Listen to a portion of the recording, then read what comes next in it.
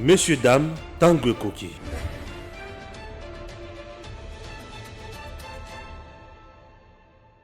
Merci, chers compatriotes. Nous sommes avec notre invité, Patrick Eyalé. Avec lui, nous allons analyser l'actualité du moment en République démocratique du Congo. Le chef de l'État venait de passer son mandat d'1 année au niveau de l'Union africaine. Il a fini son mandat. Certains Congolais pensent qu'il n'a rien fait. C'était juste un passage à vide. J'espère que vous allez émettre un point de vue aussi comme étant Congolais. En dehors de cela, aujourd'hui, vous devez savoir qu'il y a division presque totale au sein de l'UDPS. Kabound qui dit, donc via son directeur de cabinet, avoir accepté la voix du peuple, c'est-à-dire retirer sa démission, une démission qui était encore sur Twitter, puisque sur le plan administratif au niveau de l'Assemblée nationale, on n'avait pas reçu cette démission. Alors, Mbutu na UDPS et Koti à Makasi. Donc Mbutu Penza et Koti. Tu ensemble peut pas s'inviter na fait Tiwana. Est-ce que situation où il faut fragiliser l'union sacrée? Wana ezali loko tolobela lisusu. Carburant ezali komata na espace Katanga kuna. Le Katangé aujourd'hui, le leader Katangé, bazo bunda pour récupérer pouvoir. Comment Patrick Eyalé a analysé le dossier wana? Et d'autres questions d'actualité que vous avez une émission à chers compatriotes. Nous sommes là pour vous et surtout pour vous informer. Bonjour. Bonjour Stéphane. Aujourd'hui, c'est le premier jour de notre existence 2 ans après. C'est-à-dire qu'hier, Edem TV officiel a fêté son anniversaire dans la méditation. On n'avait rien organisé dans la méditation. 2 ans, jour pour jour, on a commencé depuis le 20 décembre, non, le 20 janvier 2020 et le 20 janvier 2022, 2 ans. En 2 ans, je peux dire que le nombre de bateaux bazo landayo pour 2 ans, Oui. c'est quand même, c'est pas quand même, c'est un exploit. Ok. Parce que Bozo fonctionnait dans un domaine moko qui est très concurrentiel. Mais quand je vois le nombre de personnes, ceux qui n'ont les kawa, Bengaka, Kombaka, je sens que vous êtes très suivis. Et quand vous me dites que c'est seulement depuis 2 ans, en tout cas, félicitations. Merci beaucoup. Alors, sujet de la mission à Liboso, Ezayake, carburant d'abord dans l'espace Katanga et Mati, Batuazo Kokaliso sauté. Et que la minute qui chasse à tous, la nengini nazo ebate. Pour la Kinshasa, c'est la kaka l'État a eu moins charge il y a quelque chose. Mais de l'autre côté, on a besoin de l'État congolais. Non, non, là, cette situation, ils ont préoccupé au plus haut point le gouvernement, particulièrement le ministre qui est en charge hydrocarbures, M. Didier Boudimbo. D'ailleurs, une délégation est là qui n'a Maniema, parce que dans Maniema, il y avait aussi le même problème. Ils ont trouvé une solution médiane, en attendant une solution pérenne et Zouama. Et c'est le même problème s'est posé à Katanga. Mais d'abord, il faut qu'on fasse une analyse froide. Ouais. Moni, ce qui est la situation mondiale, tu vas voir que hausse à carburant et salami presque partout. Très bien. La France, il a mis 1,69 € et commis pratiquement 1,90 €. Donc c'est des informations vérifiables. Il y a 2 jours, j'étais sur TV5, j'ai vu la même situation en Ouganda et c'est un peu partout. Je ne sais pas avec exactitude pourquoi hausse il y a pétrole et ça mondialement. Je ne sais pas ce que c'est suite à la crise, il y a Covid, je n'ai pas tous les éléments, mais une chose est vraie, c'est que de façon simultanée, hausse il y a pétrole et ça la mabisike belé. Bateau barolanda biso basa l'étranger, bakoki koloba, ce qui information dans un ça, est vrai ou fausse. Parce que moi j'ai suivi pas plus tard qu'hier, il y a un débat sur la hausse à pétrole en France. Parce que bon, le média français, c'est le média où on a un peu ming. Pas un peu ming, mais ming. Les médias congolais, on a penza tembo, baba tuneti bino, posé pe belete. né dans le temps, parce que généralement, ce n'est que des choses futiles de le moment. Donc, il y a d'abord premier élément, voilà. Deuxième élément, c'est la convention Moko Salama entre l'État et les pétroliers, où l'État a subventionné Bango pour ne pas gagner mon bonenge et ça la raté automatique ce qui carburant et un problème tout et ça libre bon va mater ça. Vraiment subvention entre l'État et les pétroliers et ça là qui objet il y a moins renégociation mon koboy. Bon, pas renégociation, mais tant que l'État lingi ba fan pour ba solo la yango oui bi baza batoyo comme au-delà de tout baza ba homme d'affaires donc ba lingi ba bazota la intérêt na bango et l'État azota la intérêt à la population donc il faut aller pour ça l'équilibre entre l'intérêt à la pétrolier na l'intérêt à nos consommateurs. Parce que les produits moko très sensibles osnango et impliquaka au balobaka ba corollaire et belé. Donc ça c'est moko très sensible. Il y a je crois 3 jours, ceux qui n'a mis constitué ou 2 jours, ministre hydrocarbures, bazala qui na séance à travail dans le ministre économie. Parce que qu'on fixe le prix, il y a produit il y a pétrole, et c'est la attribution et ministre économie. Donc ce qui variation comme ça là-bas, ça sera à son niveau de décider. Ils avaient eu une réunion et au cours de cette réunion, n'engé information comme la kinga, décision oyo bazui le conseil de ministres, ce qui va adopter en gros. Je pense dans le compte rendu, il y a un conseil de ministres. Donc, vous voyez, quelles sont les mesures qui ont été prises pour juguler la situation. Mais, d'entre deux jeunes, Nathalie, sûr que cette situation est exogène, est un peu endogène par rapport au dans le bien. Mais les deux ministres qui se sont réunis vont sûrement dans le conseil de ministres Oyo couper ça élément et ça sera au premier ministre à travers le conseil des ministres d'aujourd'hui présidé par le chef de l'État d'adopter les mesures qui seront prises. Mais on a ce quoi la solution conjoncturelle. Mais il nous faut des solutions structurelles et pérennes. Parce que comment expliquer que nous avons du pétrole, mais comme d'habitude, tu importes à capé pétrole, tu importes à bleu, on sur autre, Congo. Tous souffrent de paix les sous. Parce que ceux qui ont le pétrole, na biso moko, société na biso sonay drogue. Azalaki na capacité, ya kozala na pétrole, na kozala stock na ye, ya kozala na capacité ya ko ravitailler ma province. Né ba choc et exogène, et linga ki ningsa biso te. Ozomona. Yango wana mona mboka budimbu. Non seulement ils ont pensé dans la solution conjoncturelle, mais ils ont pensé dans la solution structurelle. C'est-à-dire qu'on rendre opérationnel le bloc pétrolier dans le biso. Ceux qui tout le monde est kaba. Il y a Dan Getler. Mais Dan a sakani nango mingi. Asali nango nini toyebaka te ba pesa yango 10 ans. Ata litanga mon côté à pétrole et bimi. Mais papa, tout ça na Congo, yo qui bateau yo bisika au pétrole ils ont exploité, ils ont consommé. Et quand là on a perengwa, il y a moins da, ceux qui n'ont pas ceux qui musu ces ali. Mais alors qu'on a des blocs pétroliers, il suffit de mettre les conditions pour que major baya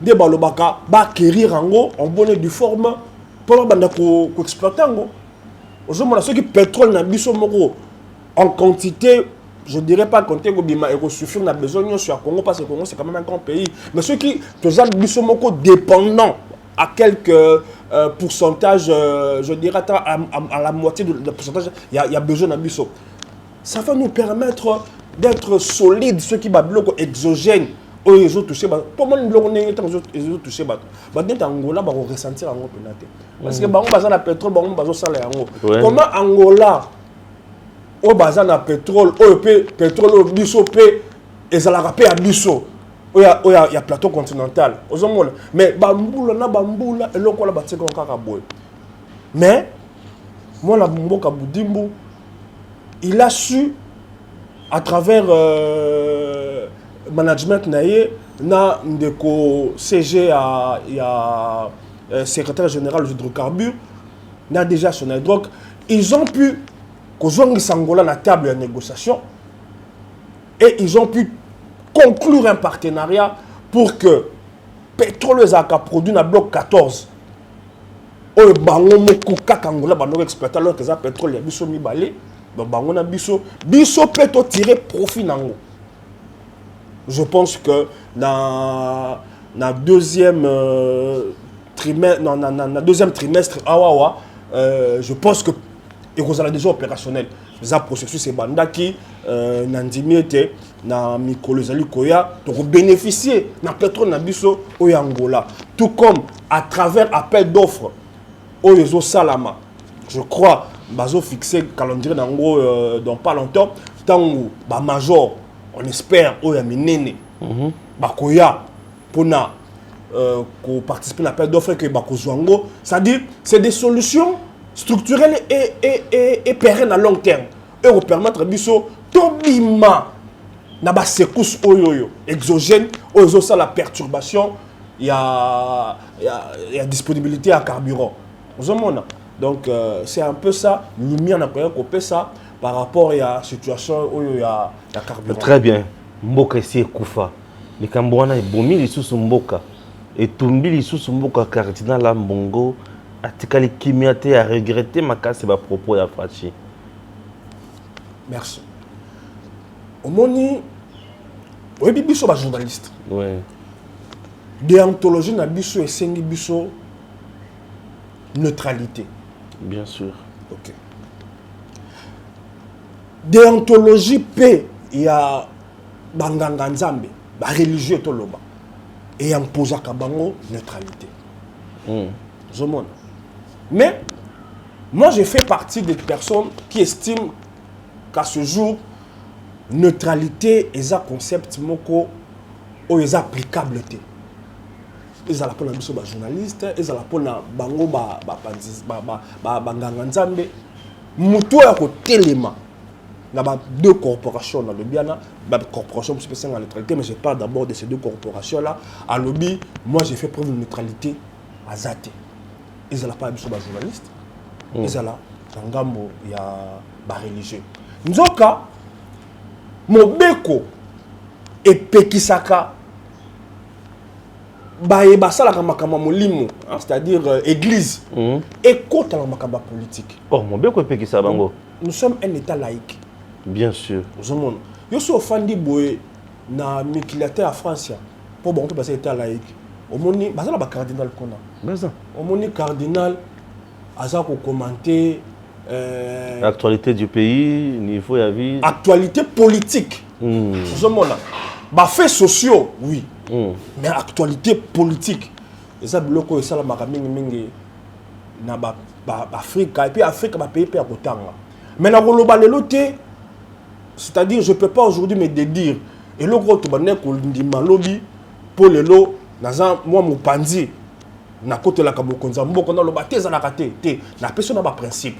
Dans le na principe c'est que bakoki te ko kota bango église na makambo ya politico. Mais biso mboka na biso bien que tous état laïque, totika makambo za la bongo bandi na mbongo te et bandi autant malula. Malula pas à traité, la position en opposition na Mokonzi Mobutu. Asalaka pour opposition contre Mobutu, mais na tikala na makanti na ngate ko yoka cardinal Malula azana ba propos beaucoup, je dirais bon la lingala na été sur le bango ndenge user de perfidie, user des ils ont qui opposition boboé soft ya bwanya makasi ozomona so mutu ozo oyebi soki mutu azo teya yo na toli oyebi ke tozo kondongwana mais nazo teya yo na toli donc je te redresse hein na bo polo voilà pour naza mongala il faut pe da na moi eloko bokoko côté voilà toyo komona ngo et tout ye azalaki net traité comme bato nyonso yazali na ngambu ya pouvoir ouais bon ba ça biso te ko na kaka o église catholique za la kaka na ngambu te za lokuta mona mboka etu azalaka muta mobutu bakasi yango omona le comme mobutu afandaka be nye ça cardinal l'église catholique afandaka nye ntaka muta mobutu ouais kasi tango mwana mboka Joseph Kabila azwi bokonzi comme neutralité ezalaka nango te asepela na ye te azalaka opposé mwana mboka Joseph Kabila mais l'opposition na ye amema yango mpe te na ndenge ya tokoloba ya kodépasser les bords azalaki koredresse kopesa makambo kopesa vie na ye bobomesa no ndenge ezalaka après toyo komona opposition ya Mosengo vis-à-vis à Joseph Kabila ezalaki position moko mpe ya makasi très dur frontal ouais makasi biloko ndeti que les médiocres dégagent ah jusqu'à traiter les gens de médiocres c'était voilà. Pas facile hein ezalaki amatisaki niveau ya tokoki oloba ya choc frontal ouais nous vivons dans une prison à ciel ouvert voilà biloko ebele oyo aloba wana toyo koma siko neleko ya cardinal Ambongo ouais yepe comme ndenge nalobi ana aza net traité pe azobeta peza pouvoir biloko peza aza net traité aza na positionnement na ye yebani aza na ngambo opposition un pouvoir qui vit dans l'opulence voilà un pouvoir à soutenir ma bloc patriotique des choses comme ça. Autorité morale, la bloc patriotique. Un bon autorité morale, la bloc patriotique. Comme ça que yom tu yebon kakata, na ndenge bota mina ndenge ba omogo ba bomi ango na yi ezaye ndeko Kabila ndeko Fayulu ba ngonde ba salaki ango ba ngonde ba koyeba tina nini ba bomi ango ba bomi. Mais eloko ya suka zomona po ba bazolo bolete mais bino bande ko bete l'église catholique maboko tango azalaki koloba na ndeko Kabila makambo abime esa politique etambolaka bongo politique etambolaka bongo neleko ya mokonzi Kabila bayi opposition na église catholique bazalaki na ngambo opposition basalaka pe ba réunion vraiment ndeko solo abanda ko sala réunion na bakabunde na banini ba stratégie ah bon papa mais l'église bien que esengeli ezala naître ezalaka naître tout comme l'église tout comme biso langa na ba journaliste église ozomona oyo ba catholique oyo kambamaki na mwana atiki biso kondo Mosengo o elandami na cardinal bazalaki ko participer na ba réunion opposition. OK. Tant basali rassemblement rassemblement. Oui. Voilà. Na élection bazalaki pe na candidat na bango. Candidat na bango azwate. Candidat na bango oyoyo na ba stratégie ba pesaka bango misolo ba pesaka bango ba mbongo misolo 40,000 smartphone. Kasi na pesaka yango pona candidat na bango mwana mboka Fayulu. Candidat na bango azwate comme azwate na ndeko Fayulu na bango bazala ngambo opposition. Bitumba na bango comme comme structure nyonso comme entité nyonso oyo ezala ngambo opposition bitumba na ezalaka akoisa mutazana pouvoir parce que na lobi awa neutralité ezate non ezate je mutazana neutralité ezala parti présent la position position na ye eza il faut moi na pouvoir oyo ekoya ouais donc azala ngambo opposition elongo yango monaki na biso le ka bloc patriotique ta ba monike toza biso so en opposition na ndeko Félix mais mutu mutazo bunda na ndenge na ye tozo kokaete to sangana to mi pesa makasi poto tia o balobaka les bâtons dans les roues to pour se taber ozomona po akweya sima ezaka ndenge basala kana to sala kana Kabila to sangana na Genève to sangana kati bien sûr na bango bata catholique na bata opposition nyonso pour bakoisa Kabila yango même méthode ndenge salamaki même méthode balingaki ba meka pour basalo lenge moko pona mokonzo aza actuellement bon na ebité soki eloko nini sali ke ba bulungana même pas bakaboni 2-3 mois tomoni catholique balobi bino ba politique bo sala makambo na bino voilà botika rojembela ba sultani na biso voilà mais bien que bakaboni mais bango no so batikali na tumba moko yo opposition mais un peu ambongo biloko zo beta te batikali na tumba moko ezala bato ya Fayolo ezala bato ya Kabila ezala bato ya Katumbi ezala na ye je dirais pas église catholique. Bon, certaines autorités élevées de l'église catholique, Katumbi est en opposition. Oui, Katumbi est en opposition. Bon, oui, bien noté. Katumbi est en union secrétaire. Katumbi est en opposition. Ah, c'est en opposition. Et il y a beaucoup de gens qui sont en opposition. Donc il y a une opposition dans la union secrète. Mais il y a une politique qui est au Congo. Et ça, Otokolobaka. Na habité expression lingala pour lingala za la kamo mokokoso mais ezala batu mususu koto oyo bazolo baza l'opposition so otali ndenge bazo se comporter au kanzete baza na ngambo ya pouvoir ezala batu oyo baza na kati ya pouvoir so otali ndenge bazo se comporter au kanisa non les choses sont claires so que otali ba prise de position na ye Katumbi na ya bateau baza mandaté na kolobala kombo na ye. Ils sont opposés surtout au président. C'est même ça. Et comment vous trouvez l'opposition, c'est quand vous ne partagez pas les mêmes points de vue, la même vision, vous ne partagez pas les mêmes valeurs, vous ne partagez pas les mêmes objectifs. Maintenant, ce qui est, je dirais, comment je peux dire, une tricherie. Yo zana mutu. Ouais. Vision na ye, on le base na vision te. Ozo partager la côté. Objectif na ye, nyonso azo sala comme objectif pour na yo eza mabe. Mais du moins tu restes avec lui. Donc tu es là pour d'autres intérêts. Tout le monde qui azawana po batuna ye bazo mbongo kaka pona ko sala santé financière o ekosonga bango élection en 2023. Au moins, balobaka, balobaka, chaque jour n'est pas dimanche. Oui. La zone on a aussi. Au moins, étant où à longue pas à Kabila. Oui. À Mimina Bato. Oui. Après ça qui bateau et à Mimaki. Gage que n'a pas en charge. Oui. Mais Bandeli, tant à Salaka ensemble ou à partie, ensemble à plateforme. Il y a Sombaka ba parti. Sombaka ba parti, il y a Dabombole, il y a Sesanga, il y a Iwanga, Sombaka ba parti belé. Ba yo kanaka chaque fin du mois à Rokate la Kabango, moi pata. C'était combien comme ça?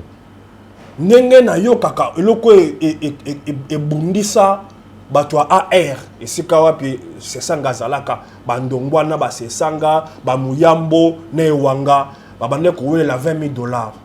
Pour c'est ça nga tanga bateke mokonzi $20,000 ntabande ko kwayango ozomona balobi tangu eleko oyaye esili pour passer balobaka relais na mutu mususu ya boya nganza balobi AR exemple eza eloko na ye tout ça ba welela gestion AR pas uniquement mais aussi parce que yene ntabande ko gérer mbongo yo kato mbande ko financer. Mais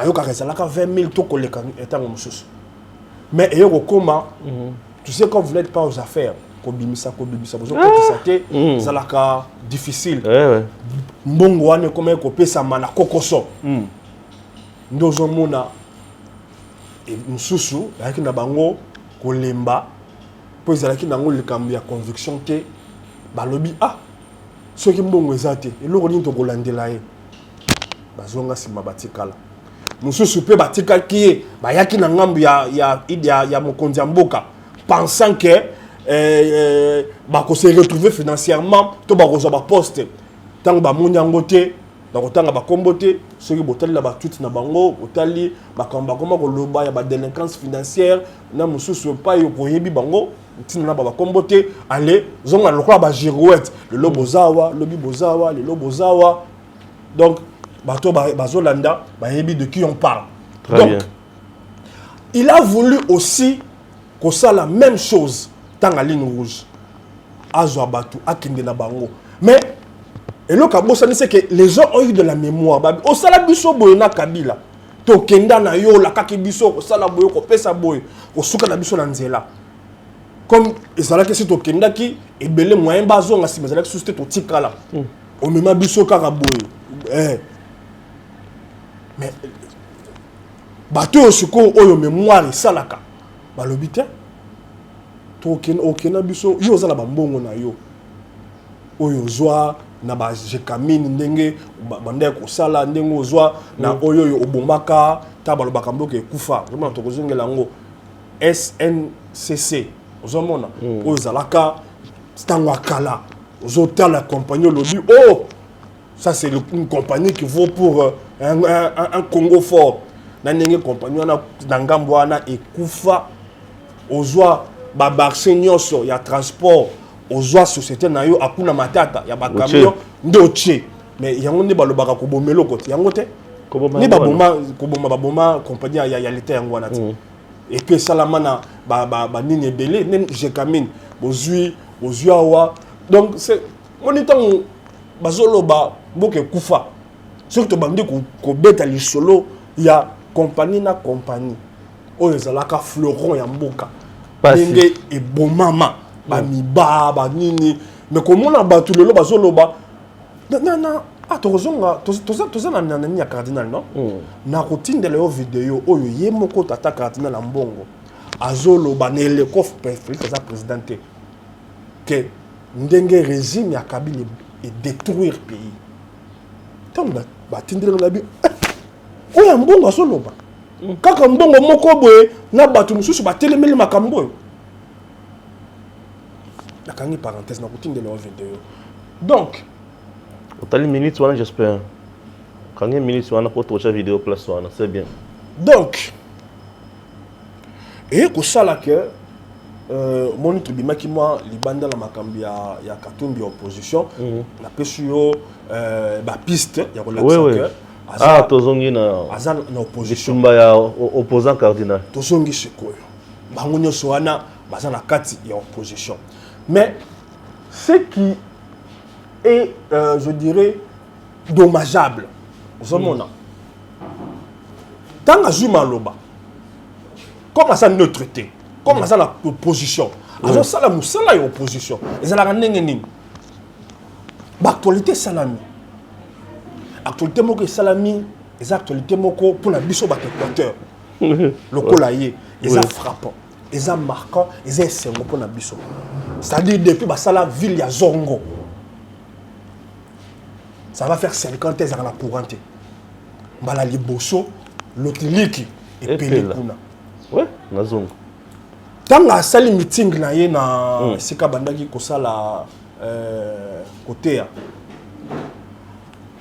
soki alobi alobelelo ka bongo ayebi ete bafidèle mosusu baza wana bakokobeta maboko bakosepela en tant qu'un bon opposant a effacé likambo wana mpo mosala opposition ezalaka oyo ya malamu kodiminie oyo ya mabe kotombola afandi alobi opposition na mboka eza somo te ezalaka nango mpe bongo mpo même idepesa asala eloko wana oui bien sûr ezalaka nango nini comme un bon opposant alobi so nalobi maka bazongo awa ekopesa mwana mobali bapoint balikala yango opposition bakosepela te nazongelaka kaka eloko oyo ese elekani nango ese esili nango mpo débat wana ese esilaki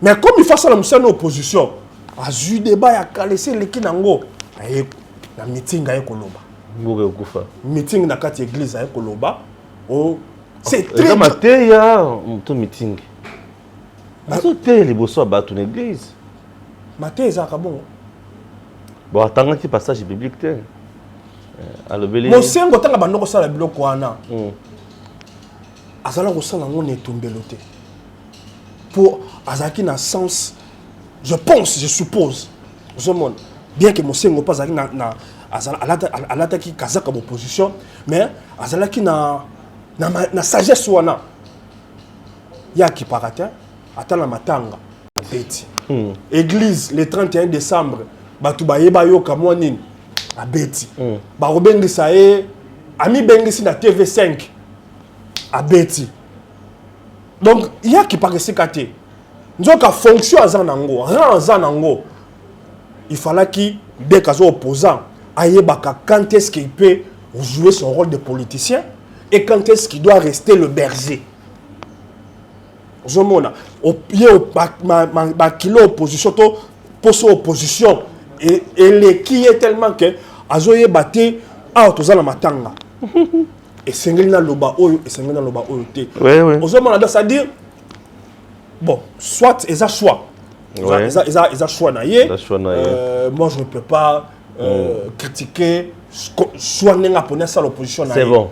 Mais à jouer le coup ya kala. Alors qu'actualité quoi cause là le belata makamazon. Mais à jouer le kala. Donc acte. Ils ont politique, ils ont opposant, on ne peut pas lui reprocher. Maintenant, la loba comme comme neutralité. Comme ton dimi na biso to conviendre na biso que neutralité za la raté. Mais essa le komoko oyo si tu n'es pas neutre. Fais au moins preuve d'honnêteté. OK. Au monde, neti ngai boina loba kana za neutralité. Naza na ba position nga o yebani, ba conviction na ba opinion o yebani que j'assume. Naza te lokola bato yo so ba lobino za katumbiste. Ça va. On dit mais casse. Attends que ezo monana ndenge zo le monana na kati longi. Mais yo zo wangana. C'est bela ko mona soko zo donc ils ont même pas na so 2 secondes. Et bien on comprendre. Soko tali bon, je suis pas là pour faire les procès des gens. Mais nga na sumaka na ngai. Sikoyo soko za netteté. Mi pesa ta devoir et à faire preuve d'honnêteté. C'est-à-dire le koza pembe le beza pembe. Sikoyo za mundu le beza mundu. Comme ça bundu pembe te pembe mundu te. Comment yo koki kozwa maloba ya mutu? Obongoli yango. Olongoli yango na contexte. O déformer yango. Oh. O kati yango. Ranaye. Biso ba journaliste ko sablo ka bon. Mais ranaye fonction na ye. Akokota manga mwana te. Akoko l'opposition a bon côté. Opposition à mensonge wana.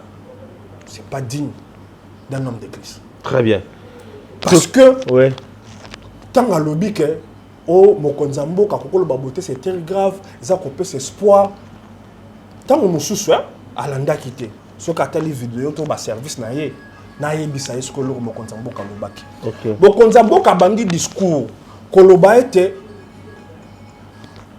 certains fonctionnaires ayoka ki bafutaka bango 160 000 francs. Alors déjà inadmissible. Situation à Koutaki. Mongo ekotaka na kati ya libenga ya l'État. Ils ont servi te na bana ya mboka. Ils ont ibama. Yango aye poko boucher batrou wana. Aye bisi bana mboka yango bomoni budget ils ont mata pe tozo ko nyoko matisa yango. Conséquence na yango déjà bateau ba malon 160 000 francs neti ba enseignant. Comme on a 350 000 francs. Toko souka wana te. Ayebi c'est bon en 2022, toko ça l'effort ton matisa na bango na bato mususu. Mboko ekufa kina yango. Ekufa eloka ko bomeza te to yé. Et sika oyo tata cardinal oyo katsoki ko landa te bato ba yebisa yo. To yé pona ko bongisa. C'est ça le message du président. To yé pona ko yibate. Pona ko yibate to yé ko bongisa. Mboko c'est kufa. Pose à la patience. Pour que ça puisse confiance. C'est cette partie que le cardinal, pour le besoin de l'opposition, a volontairement coupé pour à transmettre venin. Parce que l'opposition, son rôle, c'est de transmettre le venin. Ce qui est qu'un Fayulu, qu'un Katumbi le fasse, c'est compréhensible. Qui sont dans l'opposition, c'est compréhensible. Mais Attaque aux en opposition le col bango. Fonction na yo, rond na yo. Et ça dignité zo permettre que tout cardinal que tu es, que tu uses de la manipulation. Que tu uses de, je dirais, comment je peux appeler ça? Que tu joues sur les mots. Oui. J'ai trouvé cette séquence indigne de la fonction que Azo portait. Désolé, ça a fait très mal, on ne sait pas. Non, moi pour moi ça ne fait pas mal. Je dis c'est de bonne guerre. Je me dis malheureusement, je pense que si il pense copier bateau balanda qui est au bazalaka liboso na ye, c'est-à-dire prédécesseur na ye, il le copie très mal alors. Il faut ça la politique na ye. Il faut avoir politicien et opposition. Non, ça l'opposition là bango. Mais zalaka ya makambo ya ko bongo la makambo mutalobité. Très bien. Zalaka, c'est-à-dire bango bazalaka loba oza pembe za pembe. Oza mundu za mundu. Oza mona. Parce que kozanga le traité za randeni, c'est-à-dire sur la sepelaka na yote. Les camions nyonso soki ko na maboko nanga. Obikata. Mais ceux qui nous ont malam, les camions gogo koué ya Stéphane wala mutunanga. Ya bo l'exema jonato. Sikoyo bandis l'élection pour mon ndenge mutu ceux qui bozane bien tout bozama be ndenge zala. Ozomona? Bandis ya mwana. Donc yeso ka zwili kambia Félix. Attention soka zala ki musika zodini. Donc soka zo occasion ezwe na matanga, ezwe na feti, ezwe na wapi abeti. Très bien. Mais ceux qui akuta ndetse oli kambuya ndetse ya mwana mboka Olive Lembe. Akuta enormément ma beneti bikaba égal wana et ça peut makambo ko kotati. Akota konate? Akota konate point. Ako peut ça peut mo les canicite. On a yokaki ke balobi ke mbongo elle était bimaki et ça la compagnie moko boy privé. Donc abongo alobatia. Merci. Voilà, nous passons directement à la thématique Moussoussou, mais juste après ceci. Joyeux anniversaire à tous les téléspectateurs, tous les internautes. Il y a Edem TV officiel. Votre chaîne vient de totaliser 2 ans d'existence. Edem TV officiel a été créé le 20 janvier 2020. Aujourd'hui, le 20 janvier 2022, 2 ans. Tobanda a 4 abonnés. Aujourd'hui, Toza a 37 000 abonnés. C'est grâce à Nabin. Vous avez partagé nos liens. Vous avez partagé nos vidéos. Vous avez téléchargé nos vidéos. Vous avez suivi nos vidéos du début à la fin. Chers compatriotes, je vous dis merci beaucoup. Stéphane Balamwang, le responsable de votre chaîne Edem TV officielle, Tozalaka Oben Vision Moko. Soutenir les institutions de la RDC, entre autres l'institution principale, président de la République. Pourquoi? L'article 69 de notre Constitution est le biazali garant et bon fonctionnement de l'institution. Donc, ce qui est à Kouéi, nous sommes kotambolate. Ce qui est à la dictature, nous sommes bébé. Ce qui est à Mabé, nous sommes bébé. Ce qui est à Malam, nous sommes bongi. Tina Ouap, et c'est ngili tozala obesi ma mokonzia ekolo pour être token de liboso. Peuple congolais, diale lote, tozo sunga. Population pour la Kisaye, Maïmo Konzali, Kosala Poète, pour un bonheur en abysse. La réussite du président de la République, c'est le bien-être du peuple congolais. Car tout acte qu'il pose, c'est pour le bien-être de l'intérêt général. Chers compatriotes, c'est la RDC qui gagne toujours. Mais n'hésitez pas de nous parvenir en aide, puisque nous manquons de caméras, nous manquons de micros professionnels, nous manquons plusieurs choses. Et d'MTV officiel, et maintenant, on a 2 agents. Gims Lokumu et Stéphane Balamwang. Mais aujourd'hui, la famille est à peu près 9 personnes. Tozo Bunda, Bakomata 20. Tosunga pe baninga. Congolais, Bessikanyon soit allé, Asunga Congolais. Aujourd'hui, nous sommes là. Merci beaucoup à toute l'équipe de DemTV officielle et mes remerciements tout droit adressés à caméraman au réalisateur Gims Lokum. Ça n'a pas été facile, Je suis très rigoureux, moi. Gims a supporté mes caprices, ma rigueur, et aujourd'hui, il est devenu professionnel. Et je suis heureux de lui. Chers compatriotes, que Dieu bénisse la RDC et surtout, c'est la République démocratique du Congo qui gagne. Voilà, nous sommes là pour vous informer comme d'habitude, chers compatriotes. Bon, ça brille la ligne de pèse. La position, la réalité, c'est la catégorie de pèse.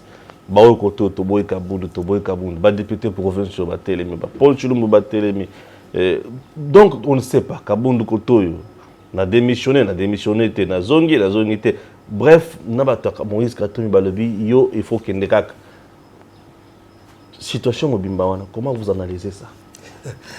C'est pas le but de Bata Moïse. Bata Moïse Karata, Bata Moïse, Bata Kabila, même Bata opposition, Bazara, Bata opposition, il y a Senko, Bambongo, on est sur la bandiette, Bazo, donc Kabunda dit pression au Yokoto. Au Balobaka Bazo, ils jettent l'huile sur le feu. Parce que Kabound a eu à faire mal à ces gens. Ok. Il a remporté beaucoup de batailles livrées dans les différents castons à Tanguana. C'était la bête noire. Moi, je ne suis pas du genre Eloko Nalia Kilobi, dans le Beza Kitoko. Après, Kabound, pour moi, il aura marqué ce quinquennat. Au-delà même de quinquennat, parce qu'il a commencé à faire ses preuves avant même prise de fonction à Félix. Je pense qu'au moment un nakanda mususu bato bazala kala contre Kabound. Oyebi bato batanga mingi. Bazanga ka sauver loko moko ezaka capital na vie, c'est le courage. Kozanga bazanga ka courage wana et empêchaka bango bakoma je dirais na ba level mususu ya vie na bango. Mais ce courage là on le retrouve parfois chez d'autres personnes. Des gens comme des Kabound. Il a fait preuve dans beaucoup de situations d'un courage héroïque, d'un courage de bravoure, je peux dire. Et ces genres de personnes, Pesaka bato il y a des Français, bato batanga mingi, Pesaka bango kanda. Diplôme, et c'est aussi Lokoyo, bato baïné la Kabound. Quand je dis bateau, on a défini le genre à bateau, tu vois, parce qu'il y a la suffisance mon pauvre. Il y a un bateau, on a peu besoin de ça, ma fouta, du collé à moto. Je vais analyser cette histoire à charge et à décharge pour Kabound. Je ne serai pas neutre pour la neutralité, mais je serai honnête. Très bien. Parce que j'estime qu'on a un devoir d'honnêteté. Ouais. Tu as vu que j'ai dit du bien de Kabound. Ok. Mon Bible est le livre le plus lu, je pense, là, mon kil. C'est la partie mon psaume, Balobaka. Il y a un temps pour tout dans la vie. Il y a un temps pour faire la guerre. Il y a un temps pour se discuter. Il y a un temps où le ciel est orageux. Tout comme il y a un temps pour faire la paix. Il y a un temps pour arranger. C'est à toi de savoir discerner le temps. Et dans la politique, ça marche aussi pareil. Tant où il y a bébana, tant où il y a lobana makambu, tant où il y a se réconcilier, tant où il y a le péter. Au ce monde, autant il faut savoir parler, bien parler, autant il y a des circonstances où le silence est d'or. L'erreur de Kabound, il n'a pas su conjoncturer ces circonstances. Au lieu de garder silence par rapport à ce qui s'était passé, il a préféré tweeter. Alors que ce n'était pas opportun, ce n'était pas indiqué. Et le Kamouké, Quand discerner ce qu'il faut faire à l'instant T peut te faire perdre beaucoup de choses, si pas tout. Tant on a lobby Bonassir, Nayona Batouazolanda, va comprendre déjà. Oui, son message dans les tweets était très fort. Si qu'on a commis, si qu'on a zali, j'ai dit que je ferai preuve d'honnêteté. Parce que les gens sont... Pour moi, ce tweet est une grosse erreur. Il n'a pas su, Kotala, il était temps de faire quoi à cet instant par rapport à Makambo Ekono. Parce que, Yozota la Kaka, c'est que tu as pu apporter. Que cela soit contesté ou pas, que cela soit vrai ou pas. Mais Fakata la Makambo à 360 degrés. Azala conscient qu'il a beaucoup d'ennemis. L'extérieur, par rapport à un succès qu'il a rencontré, l'intérieur, vis-à-vis de Bitumba. Il y a UDPS, il y a leadership. Il fallait qu'il y ait le contexte à l'Ikambouana. Parce que quand les policiers désarment un militaire commis à la sécurité du chef de l'État, c'est un acte grave.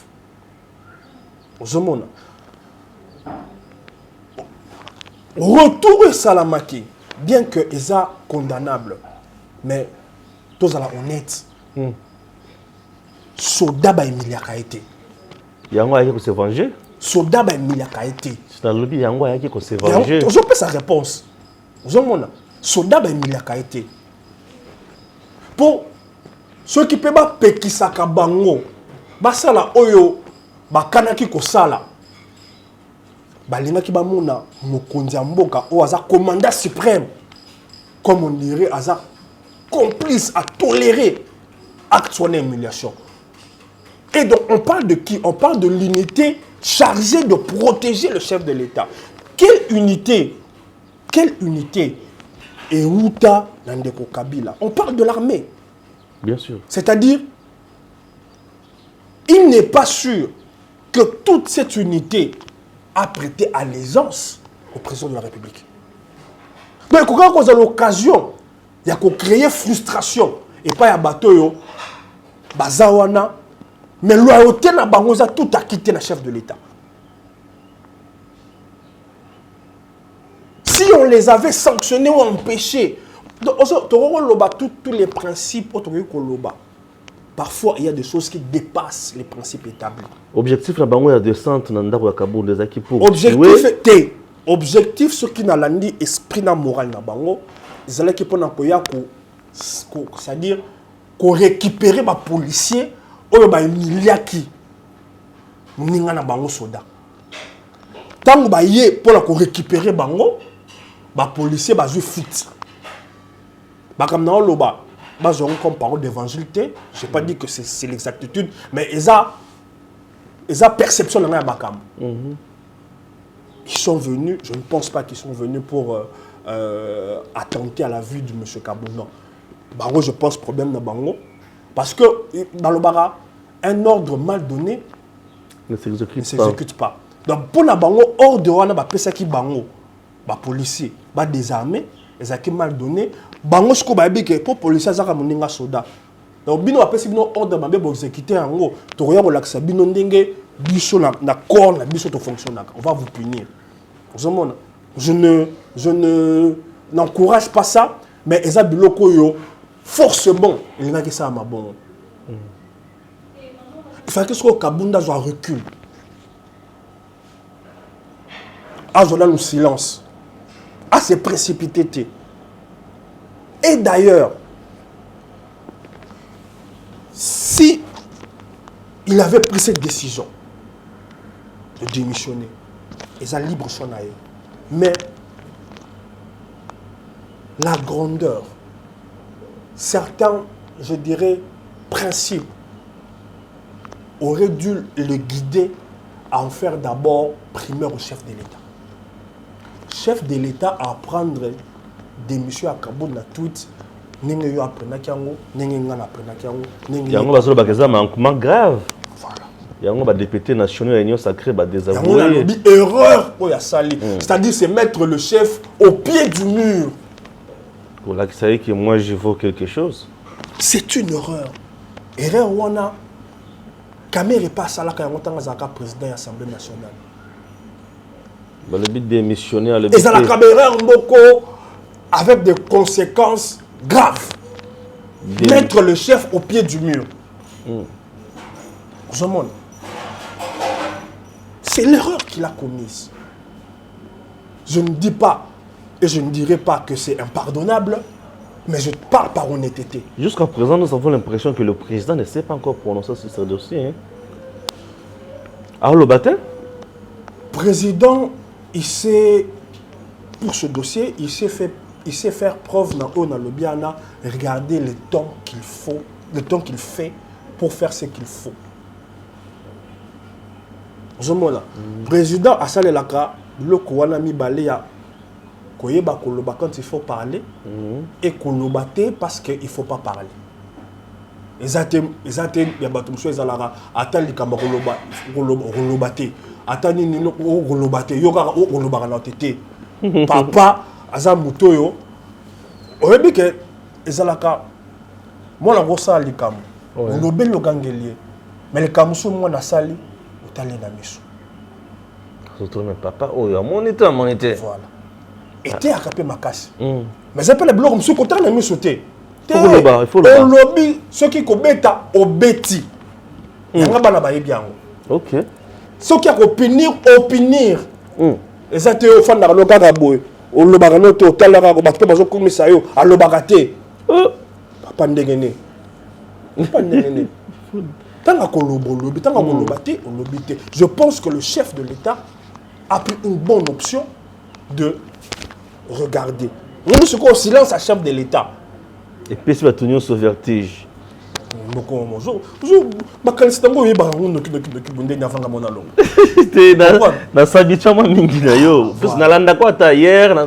C'est un peu ça. Et silence soit la paix, et troublé, n'a rien il a fait Kamere autour du chef, personne n'est irremplaçable. Quelles que soient tes bravoures, quels que soient tes galons, quels que soient les parcours que tu as accomplis, Kamere a été arrivé à un moment où il pensait que il était irremplaçable dans le fonctionnement et le pouvoir de Kabila. Kamere est parti. Kabila était resté président. Il avait eu encore un autre mandat. Vous voyez qui m'a dans le lobby? Kamere était parti. Non, Kamere était parti, oui. Lui qui pensait que c'est grâce à lui que le pouvoir fonctionne et c'est grâce à lui que Kabila était devenu président. Il était parti. Kabila était resté président et il avait remporté un autre mandat. Il y a des erreurs. L'histoire doit nous renseigner. Parce que le Congo ne commence pas avec eux. Le Congo a une histoire, a des acteurs qui ont commis des choses, qui ont fait des choses. Maintenant, Nayoki a se rétracté. Moi, si entourage à Kabond et Koyoka, j'ai peut-être, je ne dirais pas un conseil, mais comment je perçois les choses. La décision de rester premier vice-président ou pas ne peut plus revenir à la volonté de Kabond. Où je décide de démissionner, la Tongo, au Lamoki, on en a démissionné société. D'ailleurs, pour lui, ça fait de lui un Katumbi. L'autre ne décrit pas Katumbi. Au Lamoki, au ligne rouge, ceux qui sont salibou, beaucoup de monde, salibou. Au ligne rouge, moussous, sali. Ligne rouge, ceux qui sont ligne rouge, baleki. Tu deviens inutile, tu deviens nul. Voilà. On communique. Qui n'emprunte pas la voie qu'a emprunté Katumbi. Soit il s'assume jusqu'au bout, soit l'erreur est humaine. Oui, l'erreur est humaine. L'erreur est humaine. Mais, qu'à cela ne tienne, il faut maintenant regagner la confiance brisée. C'est ça le problème aussi. Et en politique, la confiance brisée, ça ne se récupère pas facilement aussi. heureusement que lobby, ça ne se récupère pas facilement, mais ça se récupère. Oui, ça se récupère, on ne refuse pas. On a connu des pas facilement. On a connu des situations où certains lieutenants de chefs étaient à un moment en disgrâce, ils ont fait profil bas, et puis chef a dit, bon, s'il choisit de faire cavaler solitaire contre le chef de l'État, ça sera sa décision, mais je ne pense pas qu'il sortira gagnant de cette situation-là. Il est fort, pas simplement parce qu'il est Kabound, il est fort parce qu'il est Kabound au sein de l'UDPS. Il est fort parce que les gens ont apprécié son apport, sa loyauté vis-à-vis du chef de l'État. C'est des éléments qui sont liés. Je serai à sa place. Tant où il y a le silence, il a refusé d'être silencieux. Oh, il y a ce côté où il y a le silence. Les temps où il y a s'entourer des gens. Bah, il y a et l'autre sengeli ce qu'on loba à cet instant. Donc il doit parler. Il doit parler. Il ne doit pas faire ce que Katumbi a fait au Tchèque ligne rouge. Tozozela au pesa skobo. On loba qui ligne rouge sikoba salibo. Pesa yo siko yo opposition. Tilelo. Tilelo koka sauter. Na ndenge balanda ki na kisanga ni pa ya garçon moko boye. Alandi etikuna pa tout na question position na réponse P ya malonga to yokate. Kabound doit parler, il doit fixer l'opinion. Et il n'y a que deux chemins. Soit il s'assume, soit il regrette son acte publiquement et remet son sort entre les mains du chef de l'État. Waouh. Patrick Eyal. Ok, très bien. C'est ma perception de choses. Oui, bien sûr, c'est compris. En tout cas, cette partie, je vais la couper. Gims, dis-moi, c'est à quel niveau? Ouais. Merci beaucoup, Patrick. Voilà. Mais ça brille à l'UDPS. Les fédéraux, les combattants, les CSU, les CELA. Comment résoudre aussi? Et paraît-il aussi que la famille biologique du chef n'est pas aussi d'accord avec Kabound. Tout justement, voilà. Tout chez tes places. Oyebi, chaque régime successif il traverse quand même un problème. Il y a un pôle de pouvoir et d'intérêt. Ouais. Avec Mobutu, on a connu ça. Il y avait les clans des Métis, les Kengo, les Bemba, les Seti.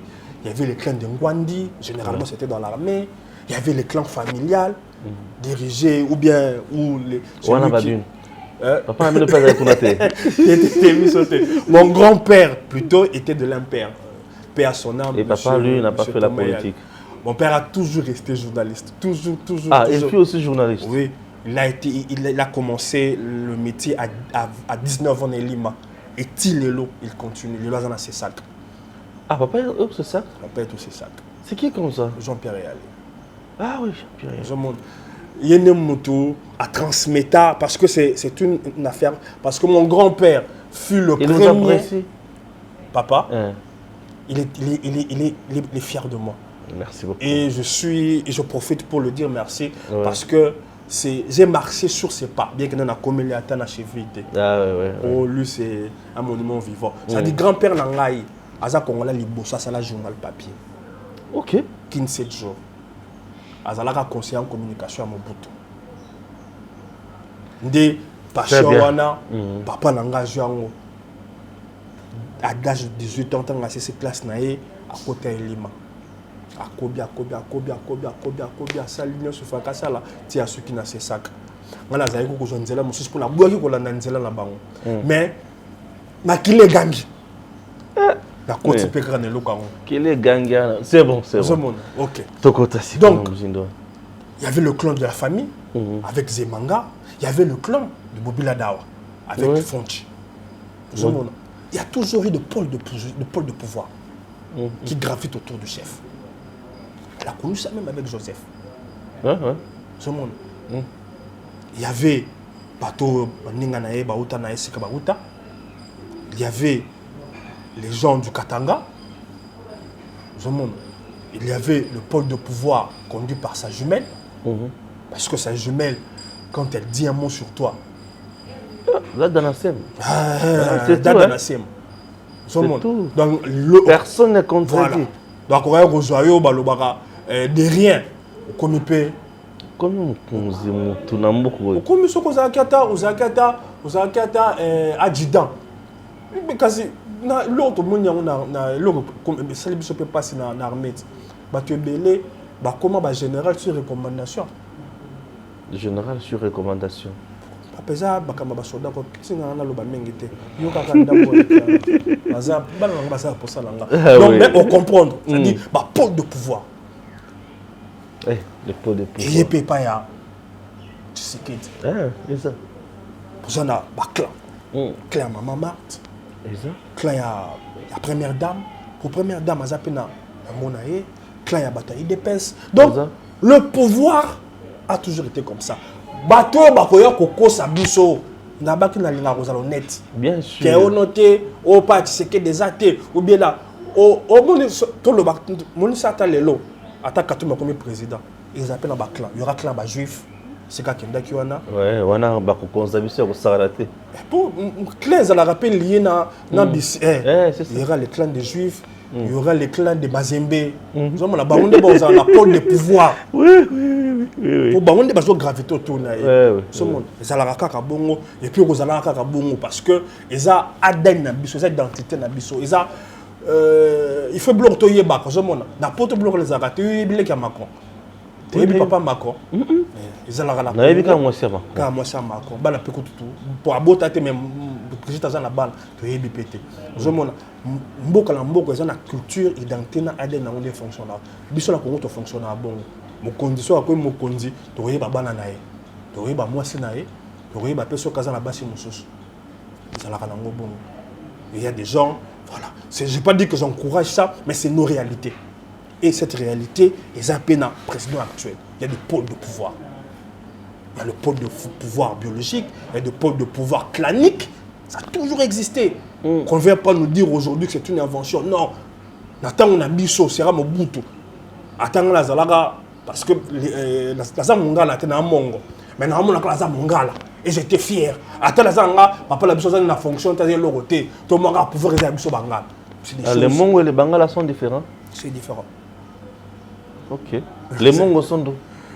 Mongo ça biso ba tous en Équateur. Et les Bangala? Bon, Équateur actuel. Hein, les mondes de Bakabola, Bandaka. Tu vois, Bandaka, Basankoso. Voilà. Oui, là, les Mongos sont là. Voilà. Bangala, Eza, Batubazana Nord, la biso. Nous avons dit Bemba. Voilà les Bangala. Nous avons Bangala. Mobutu, Bambaza Bata, la Nord. Côté Bakangama, la Centrafrique. Nous avons Bangala. Merci. Donc, oui. Il y a toujours des pôles de pouvoir qui gravitent autour du chef. Ouais. Et c'est au chef d'établir le bon équilibre, qui ne se fasse pas submerger par tel pôle ou tel pôle, qui reste au Balobaka, au Mbutaba Nogoloba, je suis au-dessus de la mêlée. Très bien. Tout ce qui suit. Tes réponses il y a par rapport à dossier Kaboun, c'est-à-dire ma pôle de pouvoir s'est positionné pour baboto la Kaboun et bon et Sikazalaki. Parce que Kaboun, en termes d'influence, c'est le président du parti. Au moment où Kaboun de l'Okasali, à se rendre au Balobaka, à rendre dépendant, bato oyo bazwa nzela simanaï, apesi bango musala, apesi bango mutema pasi. Parce que il y a des gens qui sont ministres aujourd'hui par rapport à Kaboun. Oui. Il y a des gens c'est-à-dire pôle de pouvoir wana batumoso sko balingi ba oui, je comprends. C'est un jeu d'intérêt. Bien sûr. C'est des bonnes guerres. Oui. Très bien. Merci. Messieurs, dames, Tanguy Koki.